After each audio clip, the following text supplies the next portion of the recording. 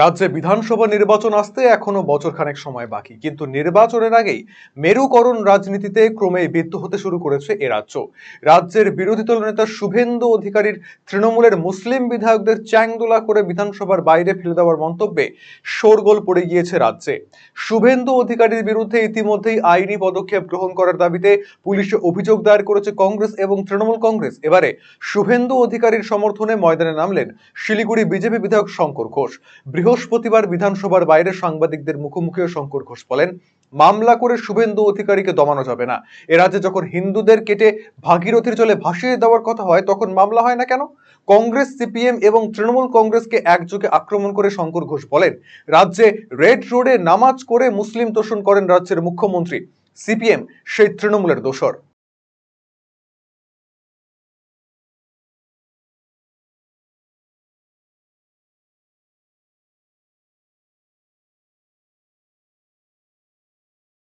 গতকাল আমাদের বিধানসভার চত্বরে পশ্চিমবঙ্গ বিধানসভার সদস্য শাসক দল তৃণমূল কংগ্রেসের বিধায়ক হুমায়ুন কবির এবং সিদ্দিকুল্লাহ চৌধুরী যেভাবে গণতান্ত্রিক রীতিনীতি ভেঙে বিরোধী দলনেতাকে বেনজির আক্রমণ করেছেন, এটা গণতন্ত্রের কালো অধ্যায়। সরাসরি দৈহিক আক্রমণ করবার মতন শব্দবন্ধ, ঠুসে দেব, ঠ্যাং ভেঙে দেব, এই শব্দবন্ধর মধ্যে দিয়ে শাসকের হিংস্র আচরণ প্রকাশ পেয়েছে। বিধানসভায় মুখ্যমন্ত্রী ধর্ম নিরপেক্ষতার মুখোশের আড়ালে তোষণের রাজনীতি যেভাবে করেন, তারই ফলে ওনার এই বিধায়করা এই ধরনের কথা বলেন।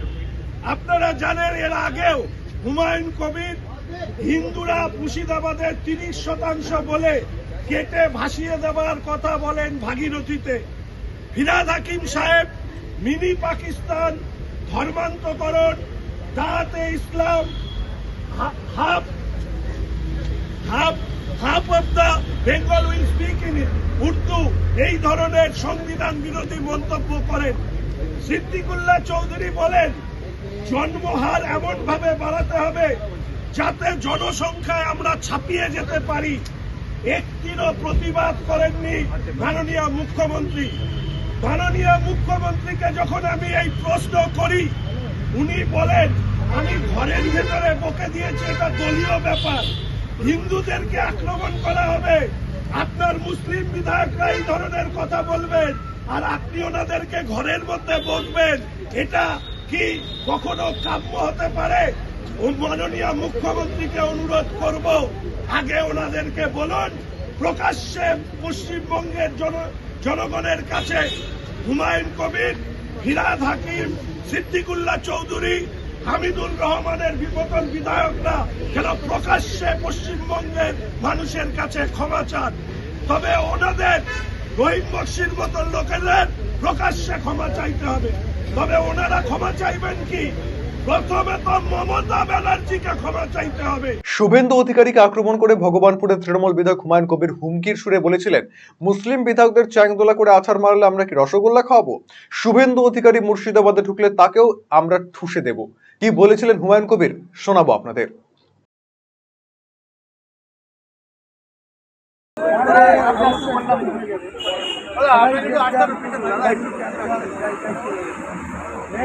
দাদা এদিকে দেখুন।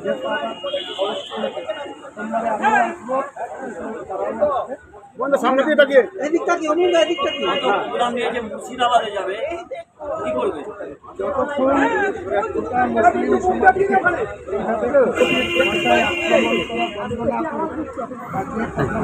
দাদা পাওয়াটা মুর্শিদাবাদে ওনাকে পাঠিয়ে দেন, আগে থেকে যেন আপনাদেরকে জানিয়ে দেন যে অমুক টাইমে, তারপরে আমি আমার ভূমিকা। দাদা, মুর্শিদাবাদ কি ভারতবর্ষের বাইরে কোনো বিচ্ছিন্ন রাষ্ট্র? রেখে দেবো, ওই বক্তব্য প্রত্যাহার করে নিয়ে তবে ছাড়া। আচ্ছা, কালো বলেছেন যে সংখ্যালঘু কালো বলেছেন। বললাম তো হিম্মত থাকলে ফেরত না উনি বলছে তো যে ক্যামেরা এদিকে কষ্ট করলে এই করবো ওই করবো আগে একটা বিধায়ককে ক্যামেরা করে দেখান না কত হিম্মত। দাদা মুর্শিদাবাদ কি ভারতবর্ষের কোনো বিচ্ছিন্ন রাষ্ট্র যেখানে আপনি ঠিক করবেন কে মুর্শিদাবাদ যাবে কে যাবে না? আমি ঠিক করবো কেন? এটা কি কলকাতাটা কি ভারতবর্ষের বিচ্ছিন্নের বাইরে? উনি কি ওয়েস্ট বেঙ্গলের অপোজিশন লিডার, উনি বিধানসভার ভিতরে ঢোকার সুযোগ পাচ্ছেন না। অনারেবল স্পিকার ওনাকে সাসপেন্ড করে রেখেছে, আর বাইরে গোটা মুসলিম সমাজকে আক্রমণ করবে সে অধিকার কোন সংবিধান দিয়েছে? কিন্তু যখন হিন্দুদের কাটিয়ে নদীর জলে ভাসিয়ে দেওয়ার কথা হচ্ছে তখন তো আপনাকে কোনোদিন সরব হতে দেখিনি তার বিরুদ্ধে। কে আপনাকে বলেছে কাটানোর কথা? কে বলে? হুমায়ুন কবিরের এই বক্তব্যকে ঘিরে বিধানসভায় বৃহস্পতিবার আলোচনার দাবি জানান বিজেপি বিধায়কেরা, কিন্তু আলোচনার অনুমতি না মেলায় এদিনও অধিবেশন থেকে ওয়াকআউট করেন বিজেপি বিধায়কেরা। এরপরে সাংবাদিকদের মুখোমুখি হয়ে তৃণমূল বিধায়ক হুমায়ুন কবিরের এই মন্তব্যের উত্তর দিতে গিয়ে কি বললেন শঙ্কর ঘোষ, শুনুন।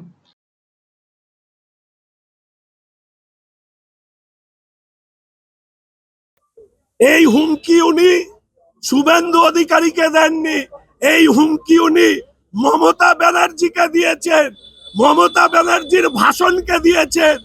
ফলে মমতা ব্যানার্জিকে এটা প্রমাণ করতে হবে যে ওনার বিধায়ক যে কথা বলছে সেটা ঠিক না বেঠিক, এটা মমতা ব্যানার্জিকেই প্রমাণ করতে হবে, শুভেন্দু অধিকারীকে করতে হবে না। আর শুভেন্দুদা গতকালই যা বলার বলে দিয়েছে, একটা কেশাগ্র স্পর্শ করে দেখা যে শুভেন্দু বাবু মামলার ভয় পায় না। হিন্দুদের উপরে যে আক্রমণ হয়েছে, শুভেন্দু বাবু মামলার থেকেও অনেক বড় বড় আক্রমণের শিকার। ফলে মামলা করে শুভেন্দু বাবুকে থামানো যাবে না। আর শুনলাম নাকি কংগ্রেসের এক নেতা তিনি নাকি এফআইআর করেছেন।